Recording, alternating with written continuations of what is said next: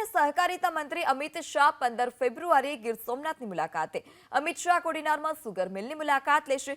વર્ષ 2016થી બંધ પડેલી કોડીનાર સુગર મિલ ફરી શરૂ કરવા માટે કવાયત શરૂ કરવામાં આવી છે। ફરજામાં ગયેલી સુગર મિલ કેન્દ્રીય મંત્રી અમિત શાહના પ્રયાસથી ફરી શરૂ થઈ રહી છે। અમિત શાહના પ્રયાસોથી ઇન્ડિયન પોટાશ લિમિટેડ નામની કંપની સાથે 30 વર્ષનો કરાર કરાયો છે। આ અવસરે અમિત શાહ ખેડૂતોને સંબોધન પણ કરશે। કોડીનારની શુગર ફેક્ટરી એ આ સમગ્ર પંથકની જીવાદોરી હતી અને થોડા વર્ષોથી એ બંધ હાલતમાં હતી।